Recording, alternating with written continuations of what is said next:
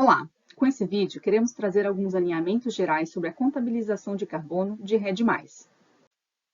Mas, afinal, o que é carbono florestal? No processo de fotossíntese, a floresta remove carbono da atmosfera e incorpora na sua biomassa, que é o que vai compor o estoque de carbono da floresta. E ela é dividida em diferentes compartimentos: biomassa viva acima do solo e a biomassa viva abaixo do solo, que são as raízes, além da madeira morta, caída em pé, serrapilheira, que são aquelas folhas caídas na floresta, e também o carbono do solo. Então, isso é o que a gente chama de estoque de carbono florestal.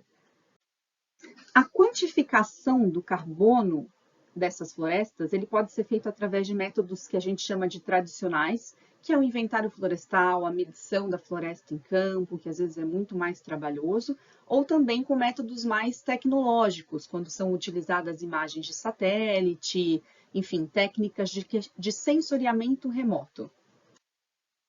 Toda vez que a gente desmata, ou a gente degrada, ou até queima essa floresta, a gente emite carbono e outros gases de efeito estufa para a atmosfera. Então, assim se dá o processo de emissão por desmatamento, quando aquele estoque de floresta é removido, ou degradado, ou até queimado. E como que eu quantifico, então, o quanto que eu estou emitindo quando eu desmato uma área? Vamos supor que tem lá uma área do PRODES, né, detectada lá pelo INPE, de 10 hectares, sendo que o carbono, a biomassa dessa floresta foi estimada aí em 100 toneladas de carbono por hectare. Se eu multiplico um pelo outro, tenho aí cerca de 1.000 toneladas de carbono sendo retirada, né, dessa floresta.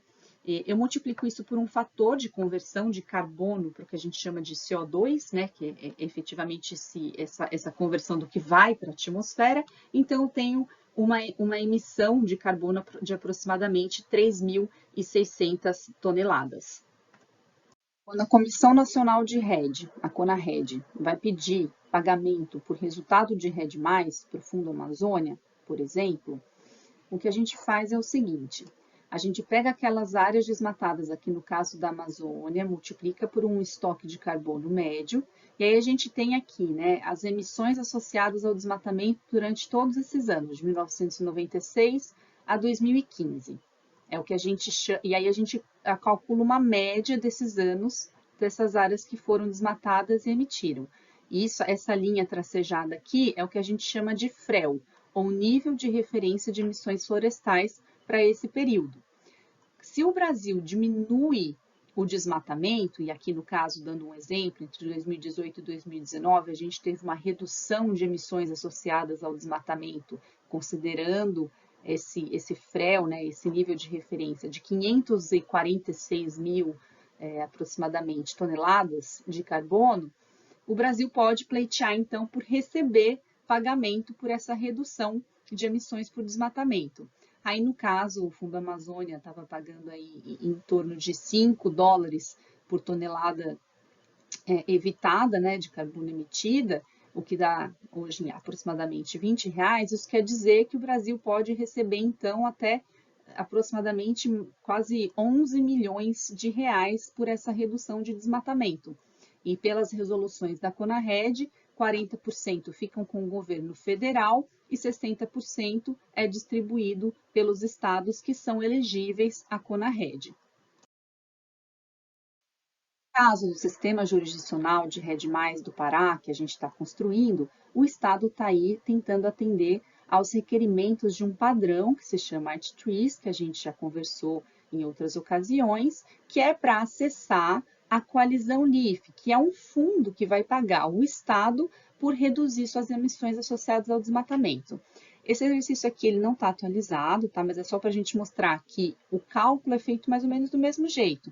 A gente vai ter lá as áreas desmatadas do PRODES associadas a um estoque de carbono, para a gente então contabilizar. Uma vez que o PEA, né, esteja funcionando bem, a gente consiga reduzir o desmatamento do estado, a gente vai poder então receber também pelas emissões evitadas de redução ao desmatamento. Nesse caso aqui, a coalizão LIFE está pagando $10 pela tonelada, o que equivale mais ou menos R$45, ou seja, a gente tem um potencial muito grande no estado. Caso dos projetos privados, eles também têm uma certificação, né, com as suas regras. A mais conhecida aqui no Brasil é uma certificação da Verra, que se chama VCS, e aí ele tem a metodologia de cálculo é bastante semelhante com aquela que a gente mostrou agora, né, nesses últimos slides, mas ele é feito para uma área específica. Então, aquela linha de base, né, aquele nível de referência, ele vai variar para essa área especificamente.